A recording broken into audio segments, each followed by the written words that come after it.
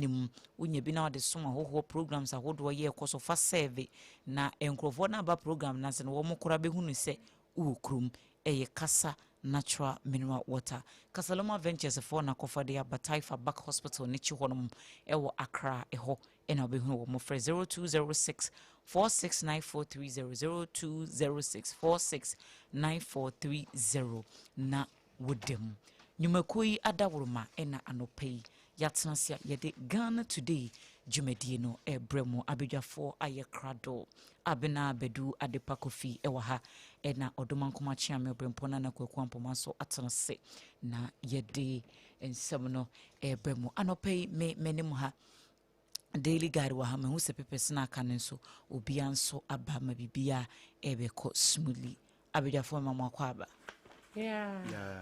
Anuya na hoye Erade adom mejidi se monso bibia ye okay adom ani ahwe edenya ase mahu se times a by chronicle daily post and daily graphic okay all right enti yenkomu na abna shase mame nani minfase ebusua ko akrata na apostle and I yedi efrase na daily graphic de obokrata no da menim truth and accuracy every day wa hen kase ya wono owodabon na empanifo akire mu se wada ne bonkum so ana wafra ne tema ne tintin mu no nananom beka se okona nanom ensiedo na ya na abukari ya wotosu mienu empanifo abamane nura na eja opanya wono otu hini si hene ewon potem ho editu amansan nyina nim sese di enya yeka tie wose gwanom eyi oman asotire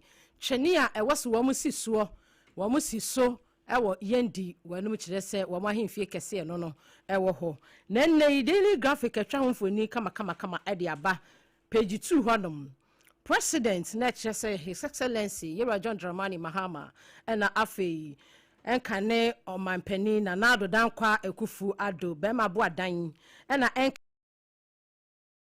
Dr. Alhaji Mamudu Baumia eni ebrea wono mpanifu a womo eka ho womo na akwakope tribute na kyese womo ne mpanifu womo a womo su esu abomu anum nsam daily graphic do bokrata yi atwa ho fonini ede aba hayi upiemu ewo bunu istia empanimfo akirem se page 11 ho awo daily graphic do obokrata ni no wo mo yesase yantam ekese no 310 e de ma ban no esa ban no fa mayam puntunwuma awo bunu east mantam ho eno sumun sam eda yenim ena no pay awo daily graphic do obokrata yi mu DVL adwumako na ba manie yo wan mi kirem se de ye fra no pilot digital numbers plate system no osana August bo so many day di kan 1st August na hyase enti bosumi a yebesi ni de di kan ya na wonmu eye bibia abefo kwan so ema wonso tumi enya bia edudwuma na no na no omobo amane akire mu nsa di ade na ye no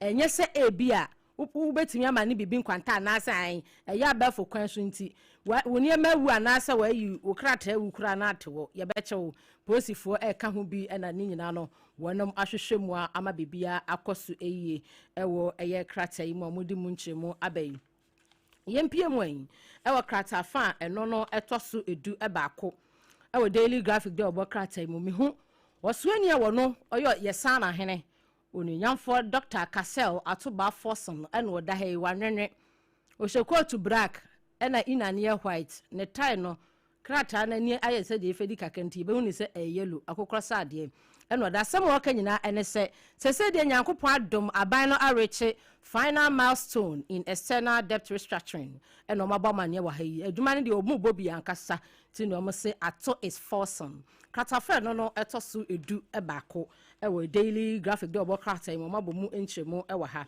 na yempie mu ewo krata fe no so etoso dumiensa wo daily graphic de obo krata yi empanifo ya wonom ena womu ewo bupe wonom kiremu se solar project no nyakopon ya aduma next month ena be hyase ewo bupe ene ne mpotamu a eno so womo ebomu amane ewo hanom se wunya krata yi bia krata fe etoso dunson o daily graphic mu na wonso wanya mu nkyeremu na ne daily graphic ne de Sompa ha so advert no doso entini yanko daily post de obokrata no mu busuya ye nyina ye nyanentie ese Dennis Miracles Aboagye wonu mo kwakere no airport na no obi ebisa adan ya kire no enra wia kwa anwumre mu na yoko wo mo release say bam ekire mu ase ebra na woye secretary den dan ewa inter ministerial committee den no so no sa sika bi efa ne nsase na sika bi a wo mo kire se wo mo fa ni dwuma party bi no wani accountant ya no wo mo ehwe sa committee no so no wo mo ema ni sika ne nkwantanti na wo mo so mo kwakire ni na daily graphic daily post ba mani a kire mu se enra wono mo grant ni belia sika ya de tu ni tri so 55 million Ghana cedis na eja wono mo kire mu se ye grante 50 million bill by Yoko internet say Dennis Edward Miracles Aboagye wono a grant ni bill no mu nsem daily post bi e de Abakay Ghana Medical Trust Fund reviews Cape Coast Teaching Hospital partnership to deliver better care and also na mpanifo gina yo modo omosa to omosa yemu handshake we eye de mu ade ni bia enye week 1 ni bia katafa to so miensa na afi nkono na wono mu etwade aba to hayi na opani a dagbon overload no so de no eno so da akwaya reho sampa we sisi a opie mu ompotam hono mo red and black sa nti na ne masha black because me amafo hu me se me firi soro eno nyina eka ho ya na abukari mahama a wato sumyenu ani din mahama ka ho na wono mo de na beto daily post krata yi enim hanom eseya ne nyina mu enkyire mu yede asom wei na yenhwe mfimfini honom nso hu se ebehu de ekuki ebia krata fa no no etoso num ewo daily post de obo krata yi mu no wabo amane a kire mu sese de ebeya bibia betumi akoyi emehu openia wono oye Speaker of Parliament Right Honorable Alban Samana Kentford Babin enwa hai de your friend dual citizenship debate ya ekopie mu ewo mrahye bedwam a na omo hwese won betimi aye ho bibi no empanimfo egusu a won mu di mu nkomo a ya woni empanimfo ehia ya ne nyina no wo eka ho nsem munya krata bi a page 5 honom no ubenya sa ensemi de aka ne nyina ne de maboboso ewo daily graphic de obo krata no emo ya ne nyina no eka bi pekrata bi na poso na me di asom we medasi kwakuyon yamfa Ghanaian Times entro so ewo aha na Ghanaian Times nso de yana mahama abukari ye otoso mienu ne nkomo no a abena aboso no ono so de abanti ye nheda nkom bebre na DVL fo wo mo ayadwuma bi wo mo se asan ahodo be se adio watwunum abewuro man Ghana mu a amfa kwampa so wo ma checkas ne nyina ewo page 3 ya wode ho nsem de aba na uhwe page 14 ho a ahon so nsem bebre edegu ho na nso ne kase pa ba ko a eda page 12 no eno expert bi na wo ka say wono ba no say ahyan ni akobedie ho nsem no a oye ho ade pa eno wo che say yenye total overhaul ewo public transport no mu enenenene ya esanse wo man no afi bia ya nhwere sika kora no ye hwere 4 billion we ye Ghana cedis die ni bi ni nyina na say ye system hye ya edigu akwan mu oman ne de no enye papa nti no 4 billion Ghana cedis ena wo man no ye hwere eno ho asem ewo ha sei ochehene osaje form otu efuri panin wono nso so de dark na ne ya akonsem de ama ya na abukari mahama ya otosom yenu eno nso one na busua da page 17 ewo ha na mabohwi abegina page 9 Dennis Miracles Aboagye wo kire se sa sika na abena aka ho asem wo ha sei yesi ukeka bomu a be 55 million Ghana cedis ya no eye menu mienu sika eno amana ne nkwanta nyame ne nka Ghanaian Times ena de ho amane bone de aba wo kire se Yoko ena wose besire de ekire won wachi ni pe mako nsia ya wo mu nyina no wo mo extortion and impersonation wo mo de amanfo di ngigi sika sister ni o London na no ba ko bi frɛ yo se onkai o sister no wo London na me se fancy mu no film so ha sister wo London bodi as sister wo London no se boasi ena no so ye se wo kase se Attorney General Dr. Akorotenga Dominic Ayene wo se wo de tribunal system no de ba na wo de hunkyire mu de aba se we nya se ye sign the ye revive the excesses of the PNDC era se na MPP for ni bi kan se we Yes, Uncle Fa PNDC. I don't know impo na neka. Damo ngomna chibejeni.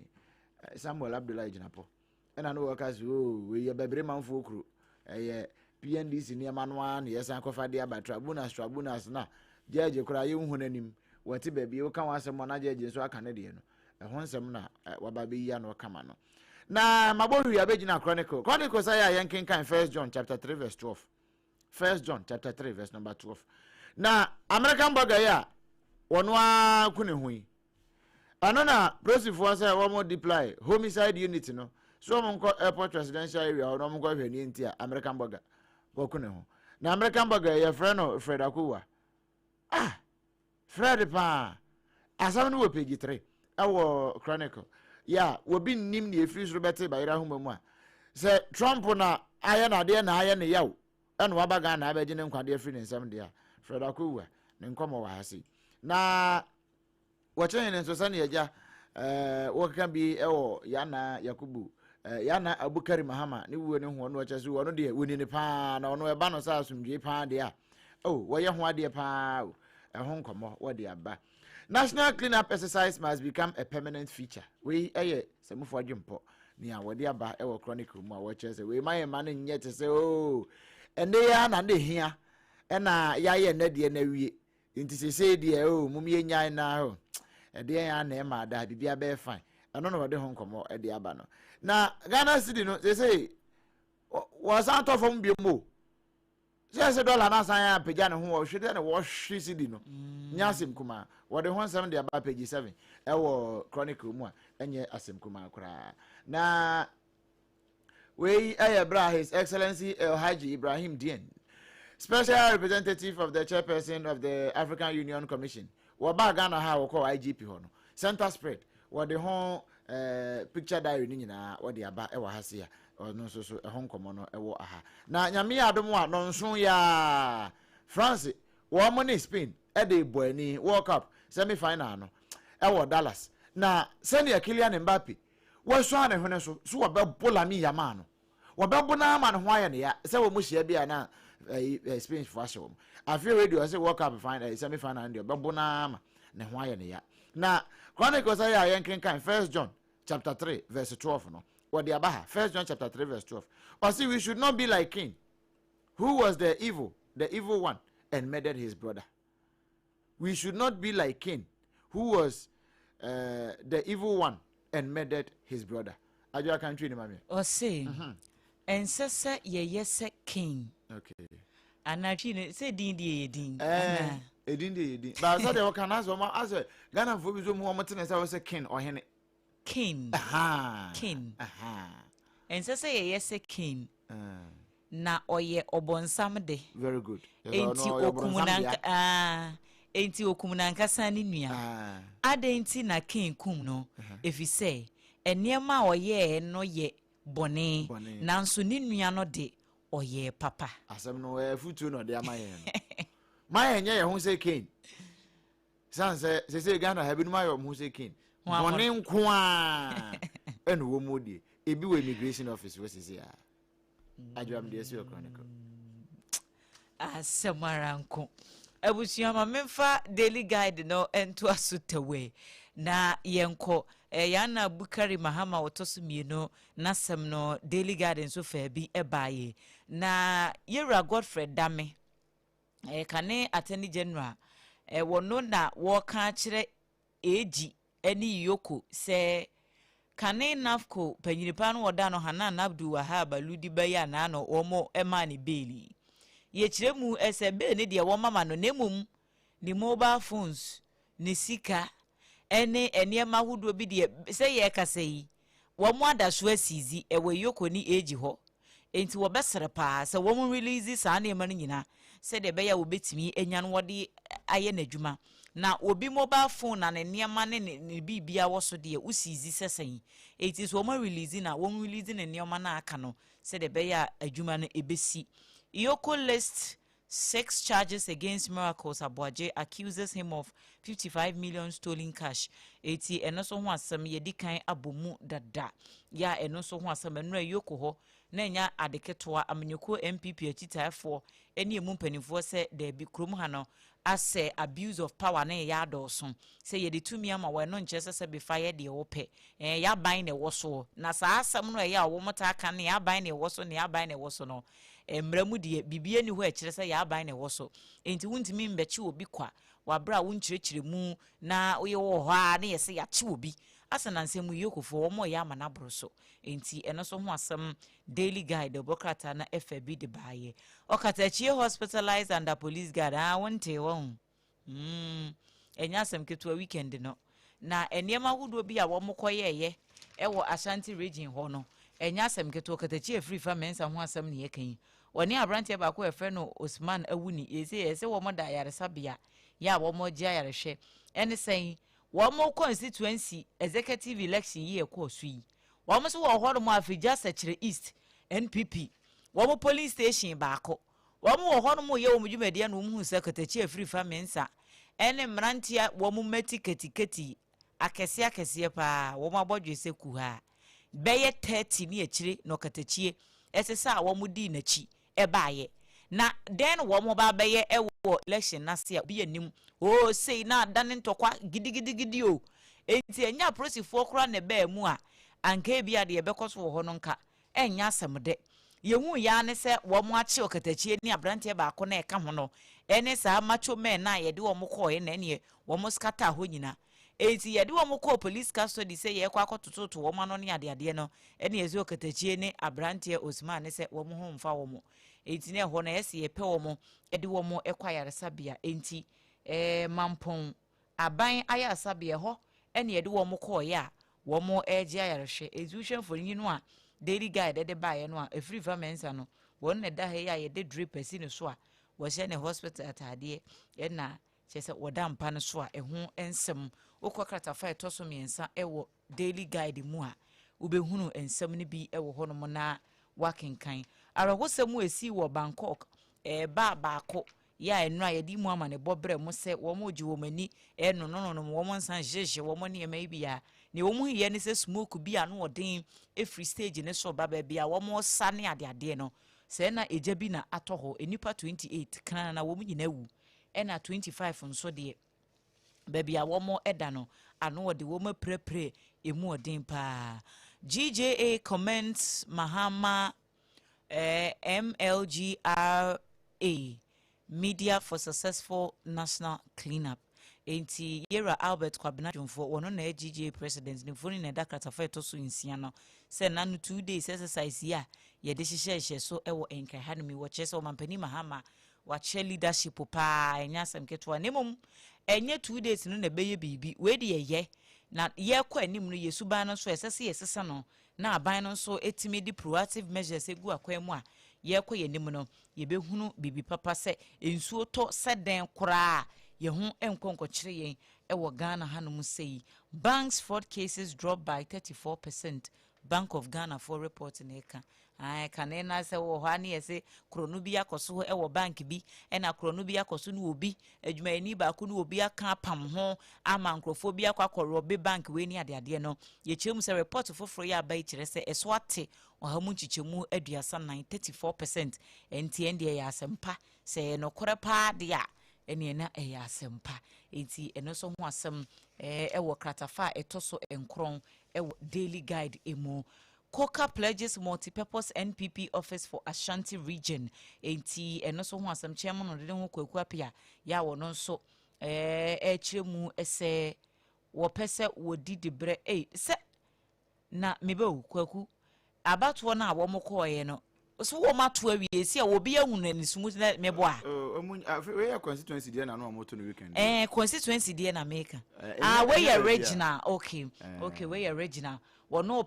regional chairman okay enti we say wotimi wini a wo besi ultra modern multi-purpose NPP office ama wo mo e wa Ashanti wotimi kan bi what can be wo wontumi kan ye ka wi a kyerɛ mu akora ma ka se onyasa o manya asase nyina ewe omuguso ti omuguso ti rented apartment no mu okro from ha o meka ntem se na American bu regional office no sa abrosan na o mo hye so okro from ase ho no no na ni bottom sika no wo de be ya na ase enti busa ko kan so ni bottom sika no de be ya na sa promise we no o ni bottom sika And now, by Papa, former MP, late MP, just MP, former New Way. What is it? Lawyer, Sir, Abakay ana. I hear just so. Former just MP, free me. Sir, I said, Minkai, maybe my John Kuma. Okay. John Kuma comes to basically a mom. I just so constituency. Where is he? When you see Kwan Home for as MP. The whole regional chairman. I am the open national. I mean, I'm sending you go get him pay. I am the open national. All your promises are horror. With the chairman who Ashanti region, how many years? Busa say chairman won't be the chairman who Ashanti region, how many years?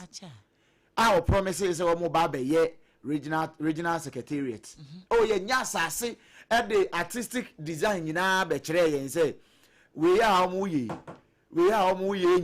you know still baby a kwan be fa so be si no dan no ne colors ne nasifo ne structure nyina o mo de bai ekwesi say for jama 3 consecutive terms odi ye nyina ekwesi say okay we ko kan so be promise say we promise a ye tax to no so be promise on be ko so promise o mo ano ma feel o mo ade atre position ho de aboro o mo ano ayedin anyway say Carlos Queiroz set for New Ghana deal. When I say oh my some of them be am say me ta kan ebusa asafo. And they always do football na dim na omo ye Ghana football na Black Star na kan. Omi ni mbom. Or say Carlos Queiroz is set to remain in charge of the Black Stars after the Ghana onkoje next staff komra. Football Association and the Ministry of Sports and Recreation agreed to retain the experienced Portuguese coach beyond the expiration of his initial 4-month contract. Answer papa na bowo nsom. Me oti mini fan so abo nsom. O kan experience na so abo nsom. Wa and na eyi so wie ye pe na eyi Atizigi Lawrence and so akabi was we will qualify for 2027 AFCON. Qualification di obenya na kira asem. Once a Ghana, a yanny and time pay and you may ye pay a dear ye. Ye de bay ye dear ye niddy and could be midi. A sabi and casabia will be ya dear, of course, ye nipa. And na amanone, ye knew more a sign be bread, football, tourism. And ye bit me a can't ye said, but at the end say, so what's okay, mimi yeme ye, my bone. Ain't in a me quack of will be a one man, what baby and why ye. Now kofa nipa kro no oba na ade na me ye na wo pam me no eno an nipa kro ne be ye ya wo se me a me bibini ne de wa pam me ba broni ne de ono no wontena ho Bible ne kan asem bi me kan fa to asoma me o se nyame asem na wapui na wonyansa mo mantini volume no fom o se nyame asem na wapui na wonyansa we o man no se enim nyansa some F4 no they see a football na manfo adwawu amanfo adwa enti safo ne football people no sports minister onimbo FA president wabon titi nienti am Black Star show sports minister no ball no nimu executive committee members ego nyina o masan o mabon o mu nyina so ayisikadie FA president isikadie hwan ubobodin ne Black Stars and Kasana Motiwar management committee members now or the Mudu sign a Black Star on Bobby. A Mudu sign a football communimu. And one between Yomani say when go chase candy. Nyako chase candy. Sikaya walk up your Mukoi. Some of the $30 million in the coin. And Susika got a FIFA the man was some family 13.5 million. Dance on the view. Then because the Bible is it. Yamia Semna Mapui. Namunyansa way. Just a million and Yansa the video. More than $30 million. Akwaji 13.5. Hey, kase chum. I'm so still most of my kwaya de aba. Hey, most of the munyansa idea. Right, my mempeke course no na yemfa free home patcho sabre wonso betimi abo awram be patcho the other phone me hu ba bi eda momwa me 0260196064 0260196065 026019 6064196065. Mpacho ba ko pe ene wa ha phone 1 no enti mama me phone 2 no na bibia ntimi konka. Hello, good morning. Hello. Hello, good morning, Sompa ba ko pe. Right, me pacho udini baby ya kasa free. Me pacho media the bright me kasa free abuso kai. Enti wa no pe. None of idiot. My main strain uncle Pomba and boy in Asia and from mom.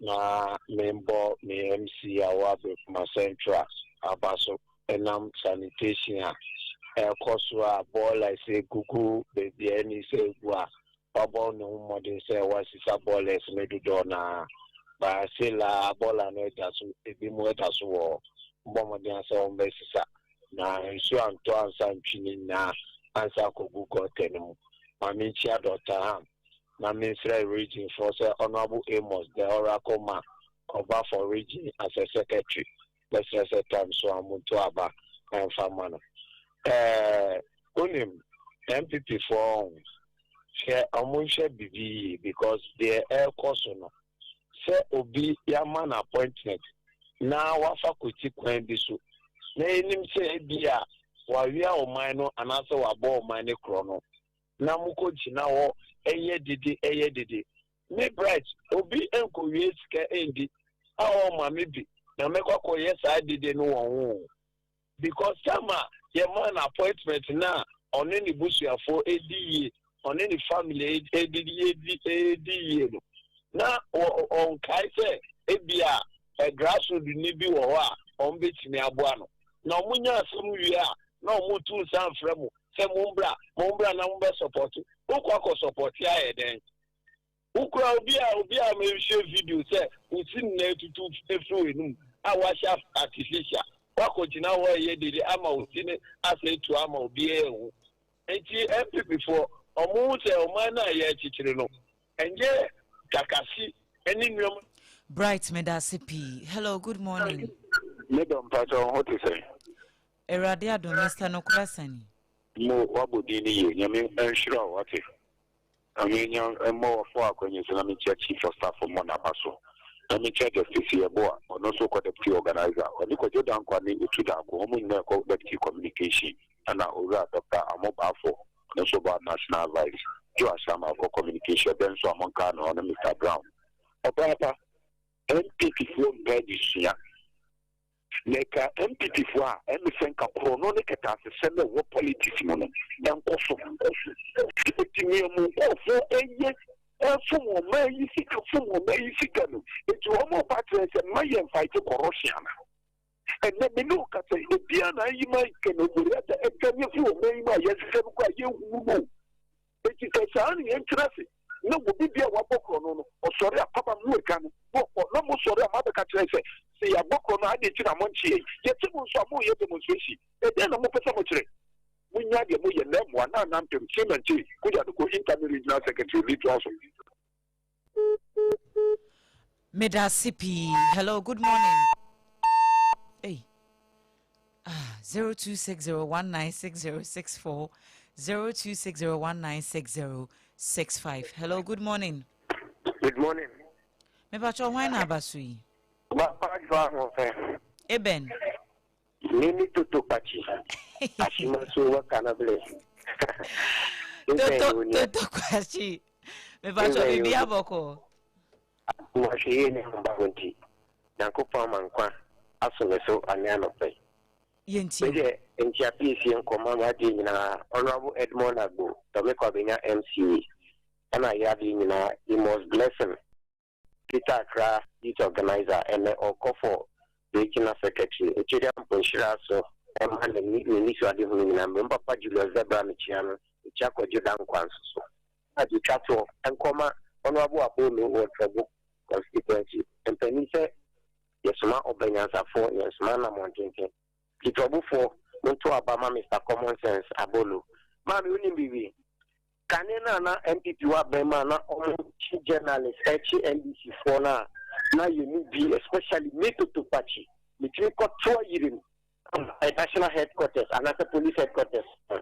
na enye se oma bo man ne krono ana se oman sika ana oman ne japade bi akodi ho na eye kasa asafa Akufo-Addo ho ana na busuani ho ana MPP ho na invisible force wa ba be chew putting on a street in this case on obi mo ye comparison omo ye no they should get their fact and their thinking right what better about 8 years abo my way chrono now we che you see you be prosecute Akufo-Addo several millions of dollars no they could judge for that go ye etu amana no you be prosecute but we catch say for alugu dam wa ye sika kodi omo nya be ko prison na omba ko court nti omo nya nhushu na so omo say omo sasa junkies akwakogu Toto Kwachi Meda CP 0260196064196065.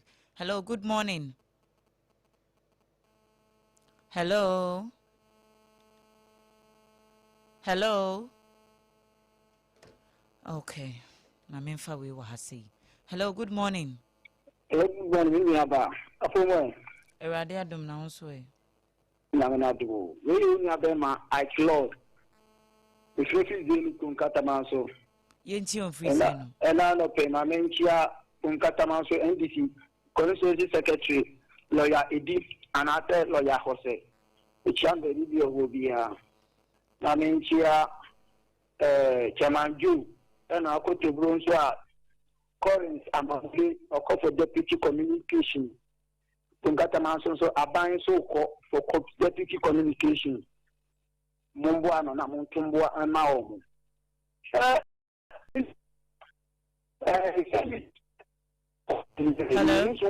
Mpacho jina iye kakra emame.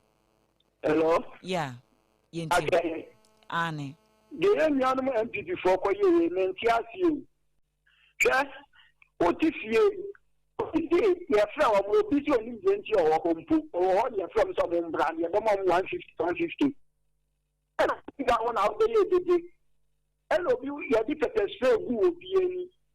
Ati ati ya chi obi ko disi kana wan si di fo wan ye endi ya ki na mo amrani endi o mo MPP je me hu o mo se o pese wo ye popular o mai mi hu a ya suma se bla be di o man peyi mahama tem udi na tempe bo kwa ko sia ba o mi a wa ya chi o mo nkrofo untumi ya chi o ma MPP fo ko transform ewie ye ba nya untumi na o pa ache wo no the MPP for me and for other also. And this person is popular. Who MPP could be at them, could be Kenyan.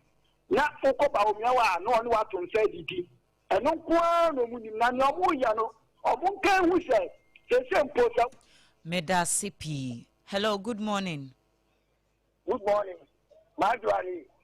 Me pacho anio. Collins Amamole. No, Yakupo Shirao. My file as the campaign manager. Na me permami no nti mafaba ko radio code ana mabefa ba ko so sompa nti eye global force and the sheni so ubotomi ye de only problem kra me da wa no because I can see we maboa me ho ye papa yenti ana global force so be sheni nyam se ne nyanu ba omo ye campaign manager no when I am the campaign manager, I will toss me. I was deputy communication officer. I would provoke constituency. Share we are centrally. Na we move to a trade, ye tell say actually miracles. La na kakrako pin say official statement free yoku e buy. Initially, MPP paying for about 110 and I said you 2 for 2 go amount for you. What away? May you sure so the program, yeah. Would your mind wake up and our police need the soul patchy? No. Miracles and I'm go as politician who did work about inviting a you and I bet you.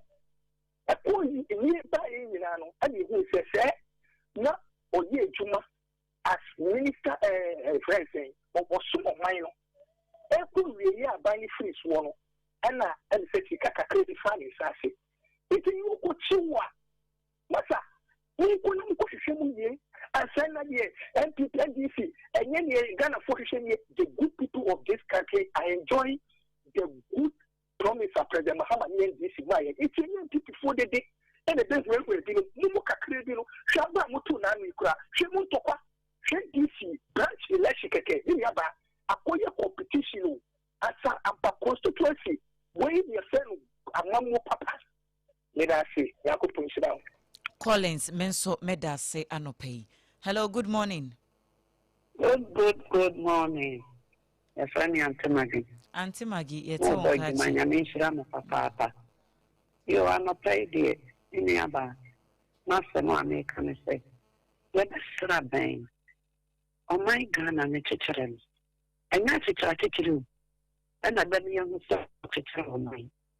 Funny, I'm a pub plan. Now you will say, I do my ball, ma'am. Investment table. I don't need them so many children. Oh, yeah. Now, so obey this kind of old year. Fine. And yes, I find it so now the first one. Oh, that chilling panel. I didn't know say Mamma about 24 hours. No, I can say, when you panel fat, Sika, all this cabo saying, I'm what they are to meet so. Only panel that so soon. Oh, they are funny because you're not talking about the point. What this is kind of fine. Don't care. Again, on my name, NDC for my new, and MP. It will do my a kind of action consider to be also the of a frobeba. On my Ghana, I look not 8 years a crowd or the part of frobeba. Oh, thank you, man. I good now. Say, no, they yet politics in me and then all war of my chicken. That's I'm finding my tongue walk on you for neighbor. On near me, Manqualana. One pay to my NCA, one vote to the next rather Cotwa Mamma, one year too many BI. Now one back on the wood, the one couple of us, or many more a year, or many more a year. Ah, yeah, oh, they are no one near a friend of. Okay, so you find a better back, I'm not easy to be. Auntie Maggie made a CP Anope. Hello, good morning. Obrempong. Adwoa Asare. Oh my goodness. Don't be my next papa. Man, I'm down my way there. Eradiadum Cantamanto Fonsway. Oh, they are way and let them uncle to me buffet. Okay. The Pacho, Obrempong, upon Dada, Mini Pajeri. Adwoa Asare, oh, yeah, dear. Ubia Hoye. The means from Papa and from Cametano, yes, started. Mammy, the Pacho, the Yango Pacho.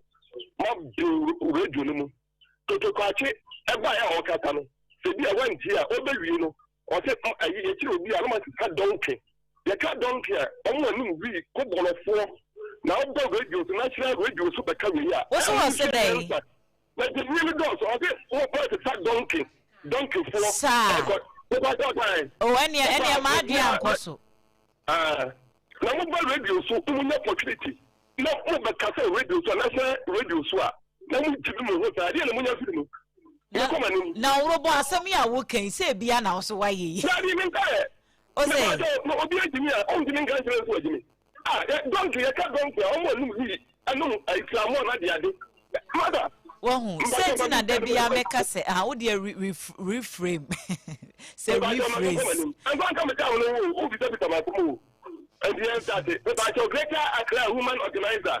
Naomi Oba Kosi Ewusu. Ma me boy guma papa Oba Naomi greater Accra woman organizer. Ono an eko. Me pa cha we da hope say Buacheja ko national chairman. National chairman dey oba ko bi e woni a woni mu je e se Buacheja ko ndi wa fa. Aw. And na be first vice chairman. Ablanche boy guma and no demonstration no one dey any my goodness.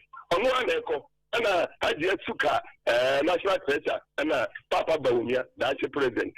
Man me pa cha Ghana has the constitution and e bu man me pa cha me bua. Man be cha you know. E bua na. Orobo anu ana kana kawasem. O di obi a according to constitution no, o di na beko o be 2 days, 24 hours, the one 2 days. 2 days na fa na court. Now we are Ghana sika, ye ni send no. Me onye ne sika wa ma mi bi. Na fa ne court we di Ghana sika na di sika no. Na mra na treasure o di no kotum da 3 days, 4 days. Mra be no mu da. Ye ni anya MBC for mra ne di bu ma no. and the constitution ewu man no and no dey dey ekire court wo for the court to obi and discuss for the court akwaji sika no man no and for the court mu a dey ope aba oni na me Orobo meda CP yesremo wo ba kan wasem. You can still make your point wabra wundi obi atem obetimi aka asem na opese wo ka no wabra yusu ensem bi a ano hye aha nti yesremo ya wo ba no waka ne yi na bibi atimi akonkan. Hello, good morning. Morning at the party and I want to say Eben nyame adom na wonso e.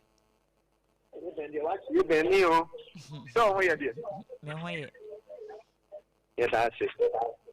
Mama me akunye. Mama nchia the oracle Amos. Say blessing. Oye now youth organizer and upper regional secretary great Accra e be born echi do na juma so into delegate e no do a. The Abenya nche constituency conference. Mr. Osman, aka the one I didn't call the board up in the Chino, in Chia Nova, and another Jimmy Zebra, and I'm the boss of the machine here, and another position. The Judan Kwan and another to the National Communication Officer, and they do up Momayamwa, Mr. Brown, Forest Commission, Madame Mausin, the Yanko Party, was cooperative money. On way in charge of what the Brenner here, now they are mining, Papa, name, to get two of two. Le amambo papa ba ye no e MPP proper no mo ehu esan so amambo ba dollar ko ya ji nsema o pusi bi rough proper no mo hu ni tanti obosi ankoyi na nti nim se enne ye tra amambo fo de bre ye tra wo de nim so top because na mi se mi da so wo ho emre du se ya ye these politicians ye chin nesi ye chi obi a e ya se ye hu ro ko ye bi enwa so what I say. And then they be church or no after the who charge their miracles, or move to Chiasan. So what I say?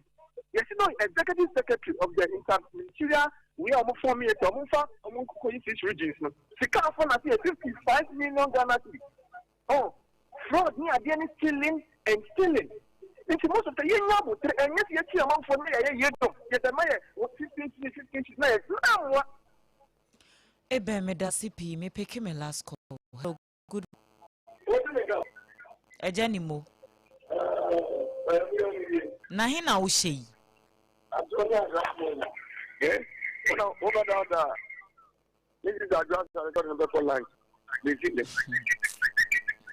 To come in, not occurring like good and I know we don't make it. Not of Hawaii. I have any money over make us say. No, where? Erade adom yinti. When I make to come out, can you have a cat to hang out of the light? Medas. What okay? Me have one go. And let me feel the put him.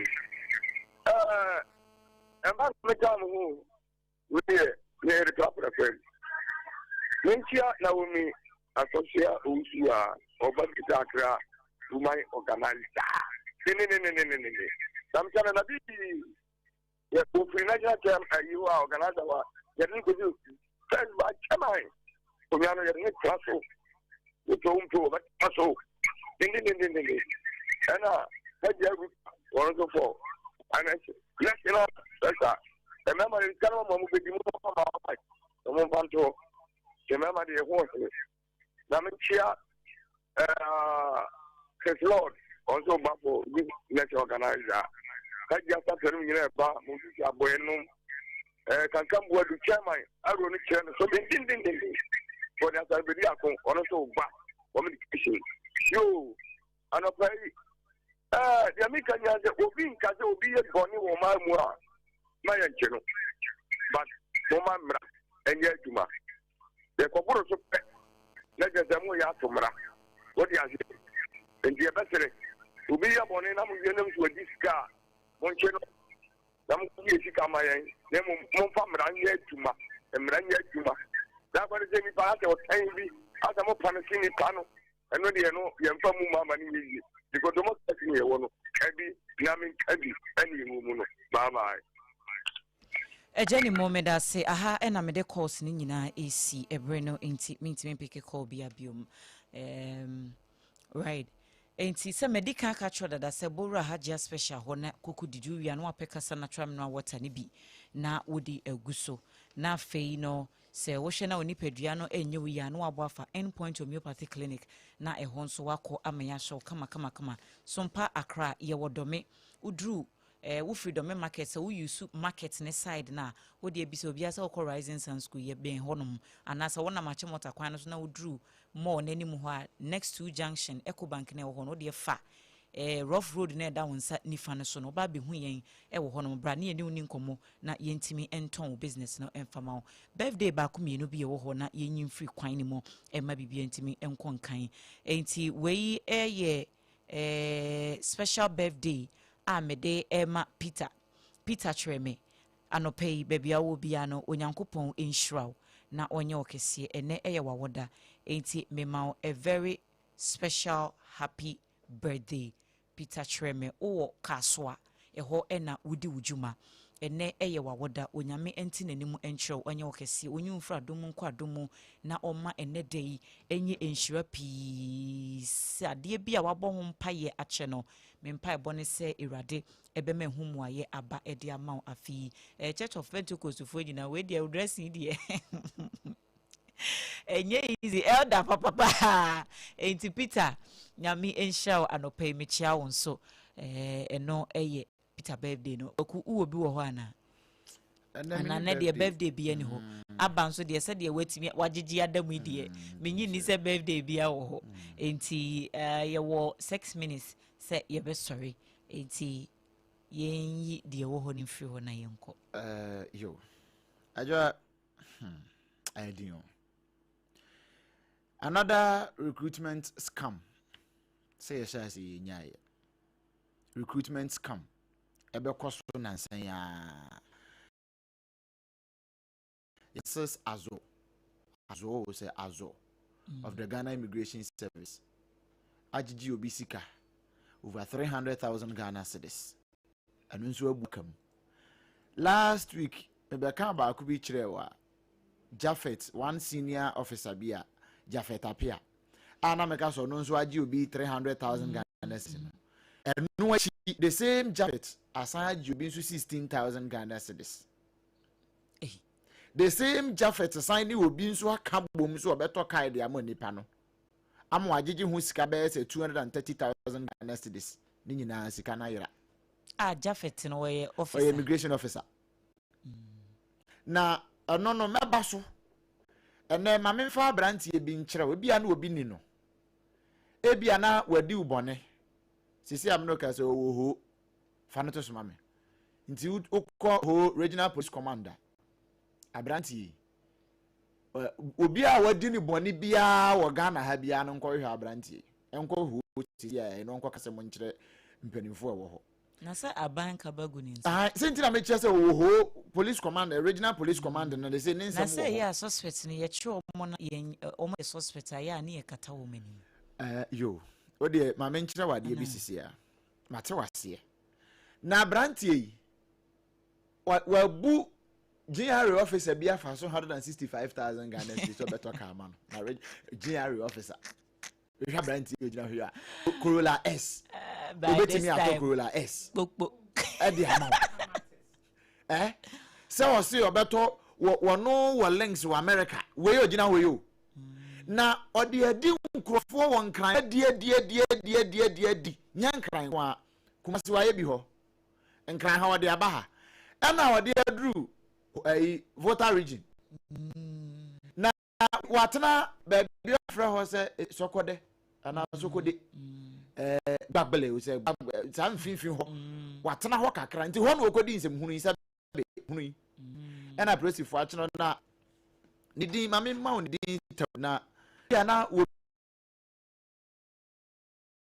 bi tantem ya fra no Shabranti ya dawe Marvin na de Marvin Ofori and one nam wo bu manfo fa so nti adwo betimi ahwe anim din za adwo asa ne oti ho ya ho fefe fe oni abna betimi apɛ kai bia anya hwe abnka wo be 150,000 bia betimi apɛ kai bia nke betimi asiutiu e de amawo no waye ne kama waye o sa ne obagige wa o wi a na wayafa so na nipa de sa de we na nipa na me ya che no your friend no Christopher Wellington Botwe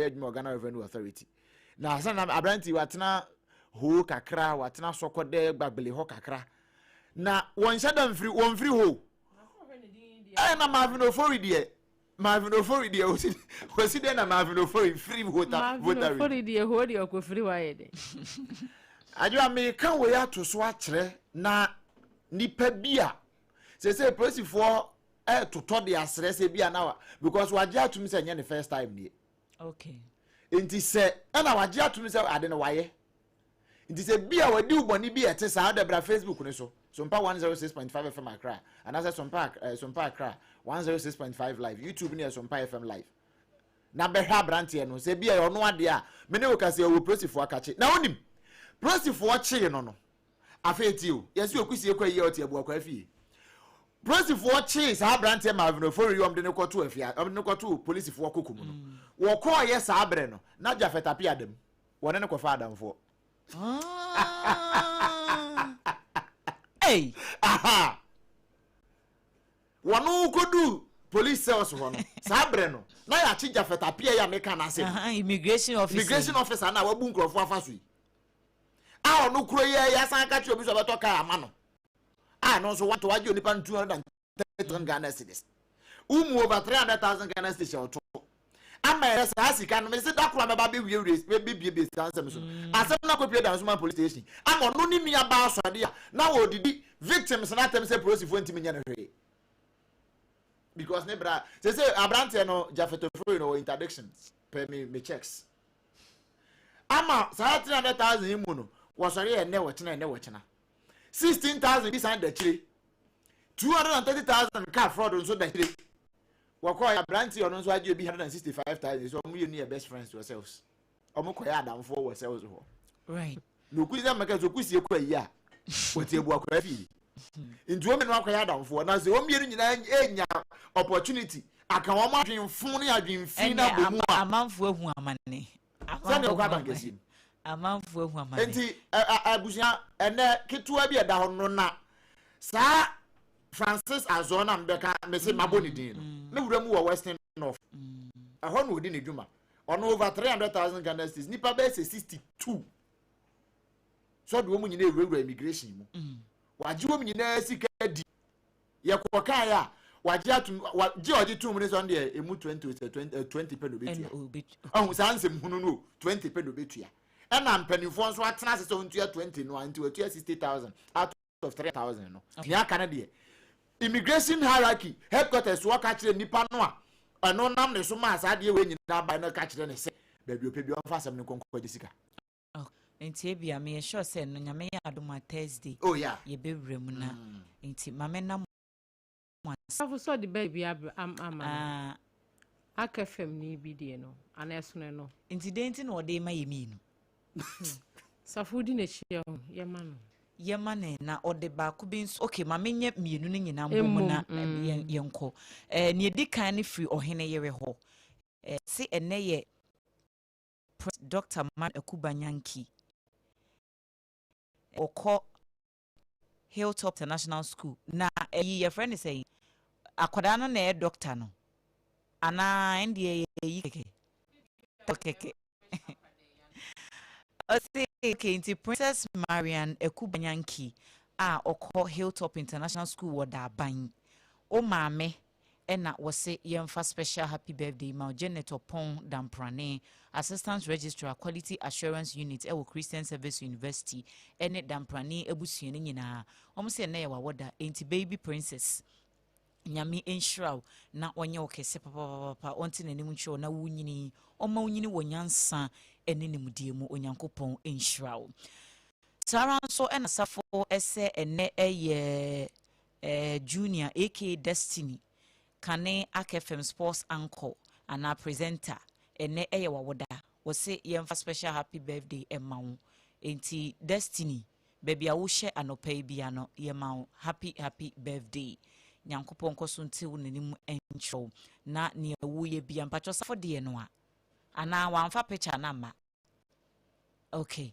enti yema Destiny happy birthday insha pa na onye ne kese kwaku say your time na so Adwoa ye ko okay from pon watenenka okay from Debbie metenenka wantenenka ho agogo mpi no wantenenka omo se den na ato no sa montwen nyame ya adom a ebia na awatwi mu bibi beba wo hu ana se the following week NPP agogo omo ye wo laboni sa Thursday be come NPP vo hwe ye o sama kasa hwe ya mesa nwe aguam garim de ombe wo se okay from point e chi no nyina nipa bi ni mu e wo ga na ha o nipa bi na finger ayo say just say yes oh yeah yes touch not my anointed and touch not my anointed sa you know but oh dear we save it for another day ebusua yeda mo ase yede esi Ghana today no yede esi Sompa Rhapsody ebeto aso ede amayen odomankoma chiame Obrempong na kwaku